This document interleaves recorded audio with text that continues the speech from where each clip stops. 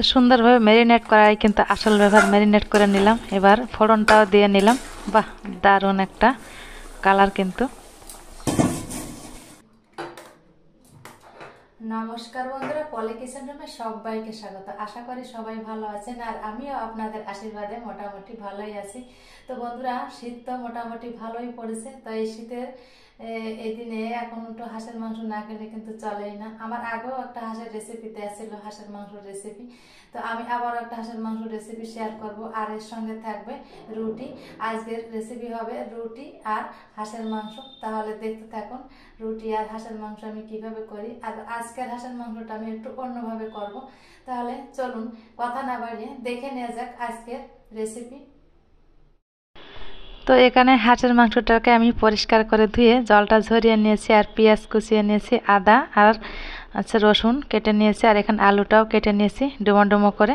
নতুন আলু দিয়ে আজকের হাঁসের মাংসটা হবে। তো সব কিছু আমি পরিষ্কার করে ধুয়ে জলটা ঝরিয়ে নিয়েছি। এই দেখুন। তো হাঁসের মাংস করার জন্য আমি কি কি উপকরণগুলো নিয়েছি একবার বলে দিব। তো দেখুন আমি এখানে কি কি নিয়েছি।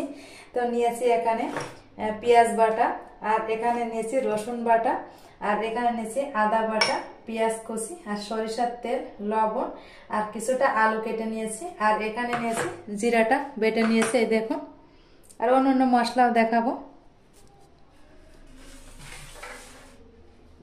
আর এখানে অন্যান্য কি মশলা নিয়েছি, মশলা এই যে দানির থেকে আমি দেখে দিলাম। এই দেখো।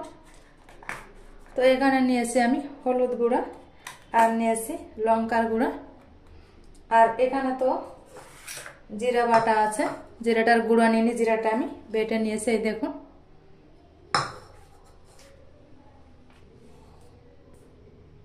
তো এখানে আমি একটা গাবলা নিয়েছি। এবার হাঁসের মাংসটাকে আমি একটু ম্যারিনেট করে নিব। এই দেখুন হাঁসের মাংসটা আমি ধুয়ে জলটা ঝরিয়ে নিয়েছিলাম। এই দেখুন কতটা তেল হয়েছে হাঁসের মাংসে। শীতকালে হাঁসের মাংস মজাটাই কিন্তু আলাদা বন্ধুরা। খাসির মাংস ফেল হয়ে যাবে হাঁসের মাংসের কাছে।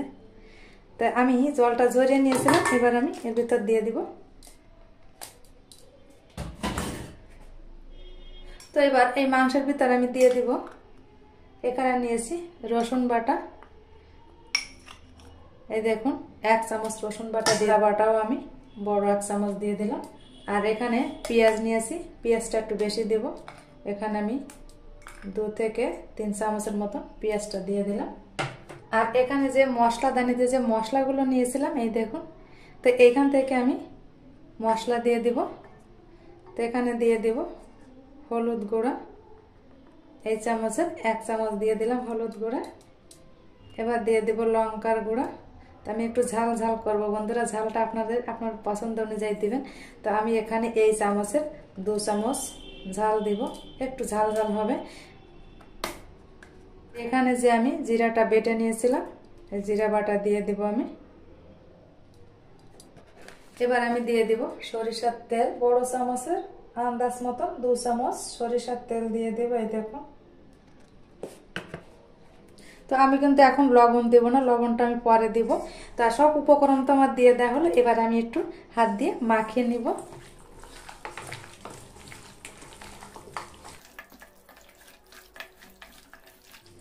এটাকে কিন্তু সুন্দর করে আমি মাখিয়ে নিয়েছি। এবার আমি ঢাকা দিয়ে 20 মিনিটের জন্য এটাকে রেখে দেব। আমি এখন লবণ দিলাম না, এই কারণে আমি একটু পরে বলছি কি কারণে এখন আমি লবণ দিলাম না। তো মাংসটা আমার সুন্দরভাবে ম্যারিনেট করা হয়েছে। এবার আমি এটাকে ঢাকা দিয়ে আমি 20 মিনিটের জন্য রেখে দেব।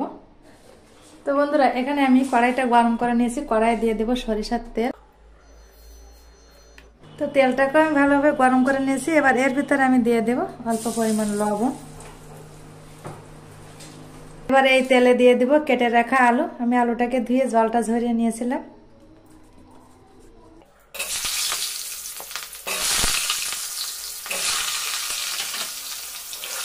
আমি একটু ভালো করে ভেজে নিব।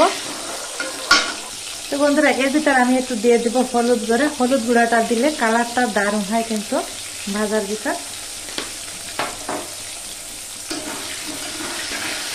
তো লবণ আর হলুদ দিয়ে আলুটাকে একটু লাল লাল করে ভেজে নেব। তো বন্ধুরা এই দেখুন আলুগুলোকে আমার ভেজে নেওয়া হয়েছে। এবার আমি একটা পাত্রে আলুগুলোকে তুলে নিব। তো এই তেলে দিয়ে দিব পেঁয়াজ কুচি। তো পেঁয়াজটাকে আমি হালকা ভেজে নেওয়ার পর এবার আমি দিয়ে দিব পেঁয়াজ বাটা। এই যে অবশিষ্ট যে পেঁয়াজ বাটাটা ছিল এই পেঁয়াজ বাটাটা আমি দিয়ে দিব, আর দিয়ে দেব রসুন বাটা, কিছুটা আদা বাটা দিয়ে দেব। তো আদা রসুন পেঁয়াজটাকে আমি একটু কষিয়ে নিব। দিয়ে দেব হলুদ গুঁড়া, লবণ। তো লবণ আর হলুদ দিয়ে আদা রসুন পেঁয়াজটাকে একটু ভেজে নিব। তো আমি এই পেঁয়াজের ভিতর দিয়ে দিব দুটো তেজপাতা। আমি কিন্তু তেলের উপর দিইনি, এই পেঁয়াজের ভিতর দিব, এতে কিন্তু দারুণ একটা ফ্লেভার আসে। পেঁয়াজ আদা রসুনটাকে আমার ভেজে নেওয়া হয়েছে।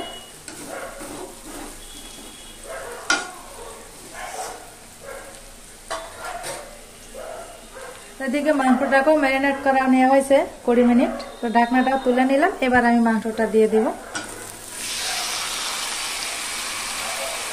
তো মাংসটা দিয়ে আদা পেঁয়াজ রসুনের সঙ্গে এভাবে একটু নেড়ে চেড়ে ভালোভাবে মিশিয়ে দিতে হবে। তো গাবলা কিছুটা লাগানো ছিল, আমি একটা সুপারের খোল নিয়েছিলাম, সুপারের খোল দিয়ে এভাবে একটু দিয়ে দিব। কারণ এই গাবলার এই যে লাগানো যে মাংসের গ্রেভিটা ছিল এটা ফেলে দিয়ে কোনো লাভ নেই, এটা দিলেই কিন্তু স্বাদটাও বাড়ে। তো ঢাকা দিয়ে দিলাম। তো এবার ঢাকনাটাকে একটু তুলে নিব, মাংসটাকে একটু উল্টে পাল্টে দিতে হবে। দেখুন কতটা জল বেরিয়েছে, আমি কিন্তু একটুতে এখনো জল দিইনি। এবার একটু নেড়ে চেড়ে দিব, আর আমি ভেজে রাখা আলুগুলোকে দিয়ে দিব। আলুগুলোকে দিয়ে এবার কিন্তু আমি লবণ দিব। আমি কিন্তু ম্যারিনেট করার সময় কোনো লবণ দিইনি। তো ম্যারিনেট করার সময় লবণটা দিলে মাংসটা কিন্তু দ্রুত সিদ্ধ হয় না, সেটা মতন ভাব আসে যায়। এই জন্য আমি লবণটা একটু পরে দিলাম। এই দেখুন আমি লবণটা দিয়ে দিব। লবণটা পরে দিলে কিন্তু বিশেষ করে হাঁসের মাংস দারুণ সিদ্ধ হয় কিন্তু বন্ধুরা। আমি কোনো রকম পেঁপে ব্যবহার করব না।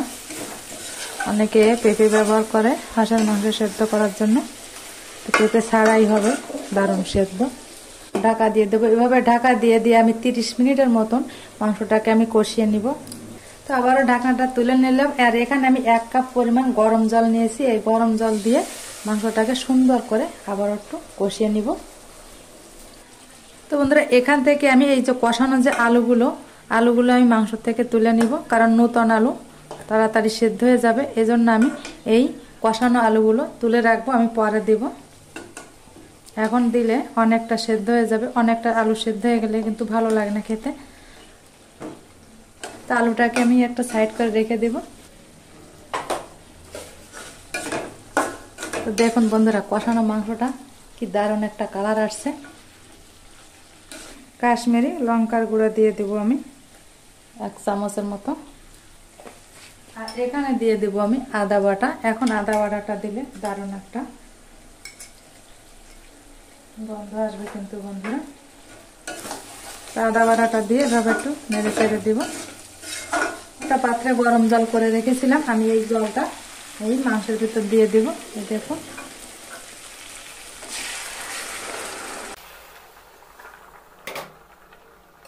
ঢাকা দেওয়ার 10 মিনিট পর ঢাকনাটাকে তুলে নিলাম। তো এবার আমি এখানে দিয়ে দেব 4টে কাঁচা লঙ্কা। দেখুন আমি গোটা অবস্থায় দিয়ে দেব লঙ্কাটা।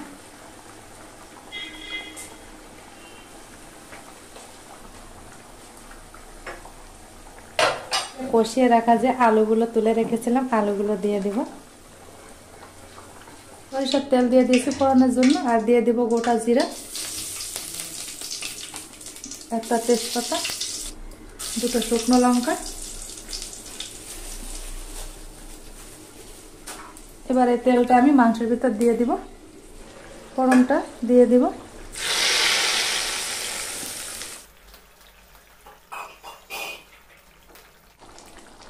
এবার একটু নেড়ে চেড়ে দিতে হবে। কি সুন্দর একটা কালার এসেছে দেখুন বন্ধুরা, দারুণ একটা কালার এসেছে কিন্তু। তো এখানে আমি 1/2 চামচ আমি গরম মশলার গুঁড়োটা দিয়ে দিব। তো গরম মশলাটা দিয়ে এভাবে একটু মিশিয়ে নিব আর 1-2 মিনিটের মতন একটু জ্বালিয়ে নিব। এই সময় আঁচটাকে একটু হাইটে দিয়ে দেব। তো এবার আমি গ্যাসটাকে বন্ধ করে দিয়ে এটাকে আমি 5 মিনিটের জন্য ঢেকে রাখবো। ফিরে আসছি 5 মিনিট পর। ঢাকা দেওয়ার 5 মিনিট পর ফিরে আসলাম। এই দেখুন, ওয়াও, দারুণ একটা কালার কিন্তু বন্ধুরা। তো এবার আমি এটাকে নামিয়ে সার্ভ করে নিব। এটা কিন্তু হেভি হয়েছে বন্ধুরা, খেতেও কিন্তু দুর্দান্ত স্বাদ হবে, বিশেষ করে গরম গরম রুটির সঙ্গে। আর গরম গরম এই মাংস থাকলে তো কথাই নেই বন্ধুরা। তো বন্ধুরা, মাংসটা তো কমপ্লিট হলো। এবার আমার রুটি বানানো পালা। আমি রুটি আগে থেকে সেনে রেখেছিলাম। এই দেখুন, ময়দাটা সেনে রেখেছিলাম। তো ময়দা দিয়ে আজকে রুটিটা হবে। এই যে মাখিয়ে নেওয়ার পর এবার এখান থেকে আমি লেচি কেটে নিলাম। তো লেচিটাকে একটু গোল শেপ দিয়ে নিলাম। এই দেখুন, একটু ময়দা ছড়িয়ে নিলাম। এবার আমি একটা রুটি বানিয়ে নেব। একটা একটা করে আমি এভাবে রুটিগুলো বানিয়ে নেব। এই দেখুন, রুটিগুলো আমার বানিয়ে নেওয়া হয়েছে। তো এবার আমি একটা রুটি ভাজা চাটু নিয়েছি। এই দেখুন কতটা ফুলে যাচ্ছে রুটিগুলো। তো আমি এক এক করে রুটিগুলোকে এই চাটুতে ভেজে নিব।